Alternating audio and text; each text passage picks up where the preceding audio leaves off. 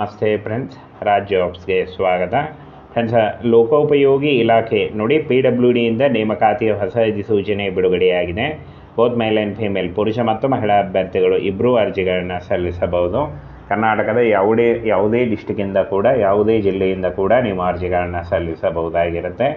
ಕಾಯಂ ಉದ್ಯೋಗಗಳ ಹಾಗೆ ಸರ್ಕಾರಿ ಉದ್ಯೋಗಗಳು, ಕರ್ನಾಟಕ ರಾಜ್ಯ ಸರ್ಕಾರಿ ಉದ್ಯೋಗಗಳಾಗಿರ್ತವೆ.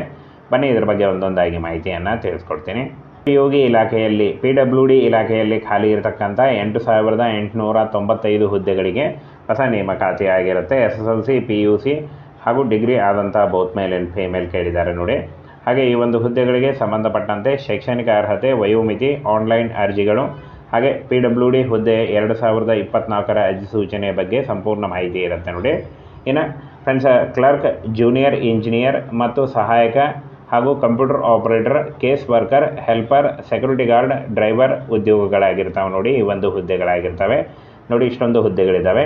ಹಾಗೇನ ಫ್ರೆಂಡ್ಸ್, ಹುದ್ದೆಗಳು ಮತ್ತು ಖಾಲಿ ಹುದ್ದೆಗಳನ್ನು ನೋಡೋದಾದರೆ, ಜೂನಿಯರ್ ಇಂಜಿನಿಯರ್ ಸಿವಿಲ್ನಲ್ಲಿ 500 ಹುದ್ದೆಗಳು, ಜೂನಿಯರ್ ಇಂಜಿನಿಯರ್ ಎಲೆಕ್ಟ್ರಿಕ್ನಲ್ಲಿ 80 ಹುದ್ದೆಗಳು, ಹಾಗೆ ಜೂನಿಯರ್ ಆರ್ಕಿಟೆಕ್ಟ್ 20 ಹುದ್ದೆಗಳು, ಹಾಗೆ ಜೂನಿಯರ್ ಇಂಜಿನಿಯರ್ ಸಹಾಯಕ 1,100 ಹುದ್ದೆಗಳು, ಹಾಗೆ ಸ್ಟೆನೋಗ್ರಾಫರ್ ಉನ್ನತ ದರ್ಜೆ 20 ಹುದ್ದೆಗಳು, ಸ್ಟೆನೋಗ್ರಾಫರ್ ಕೆಳ ದರ್ಜೆ 50 ಹುದ್ದೆಗಳು, ಪಾರ್ಕ್ ಮೇಲ್ವಿಚಾರಕ 20 ಹುದ್ದೆಗಳು, ಹಾಗೆ ಸಹಾಯಕ ಜೂನಿಯರ್ ಆರ್ಕಿಟೆಕ್ಟ್ 10 ಹುದ್ದೆಗಳು, ಹಾಗೆ ಸ್ಯಾನಿಟರಿ ಇನ್ಸ್ಪೆಕ್ಟರ್ 5 ಹುದ್ದೆಗಳು, ಹಿರಿಯ ಗುಮಾಸ್ತ 20 ಹುದ್ದೆಗಳು, ಪ್ರಯೋಗಾಲಯ ಸಹಾಯಕ 20 ಹುದ್ದೆಗಳು, ವಾಹನ ಚಾಲಕ 10 ಹುದ್ದೆ, ಕ್ಲೀನರ್ 40 ಹುದ್ದೆ, ಪ್ಯೂನ್ 40 ಹುದ್ದೆ.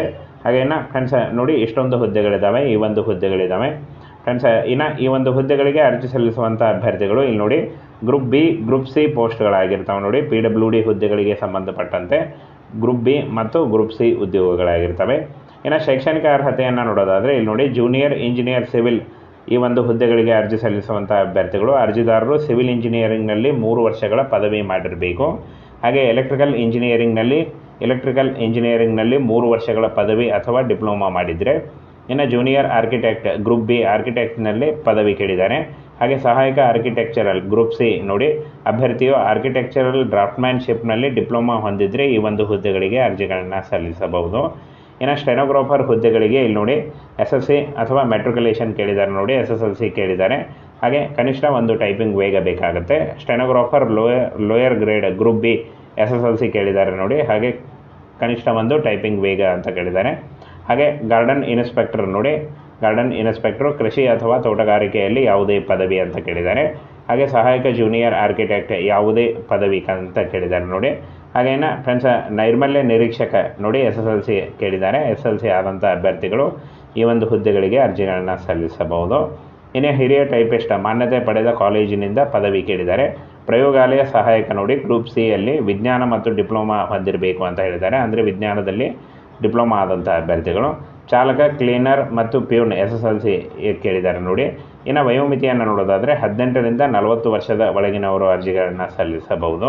OBC ಅಭ್ಯರ್ಥಿಗಳಿಗೆ 3 ವರ್ಷ ಮತ್ತು SC/ST ಅಭ್ಯರ್ಥಿಗಳಿಗೆ 5 ವರ್ಷಗಳ ವಯೋಮಿತಿ ಸಡಿಲಿಕೆ ಕೂಡ ಇರುತ್ತೆ. ಇನ್ನು PWD ಅಭ್ಯರ್ಥಿಗಳಿಗೆ 10 ವರ್ಷಗಳ ವಯೋಮಿತಿ ಸಡಿಲಿಕೆ ಕೂಡ ಇರುತ್ತೆ ನೋಡಿ.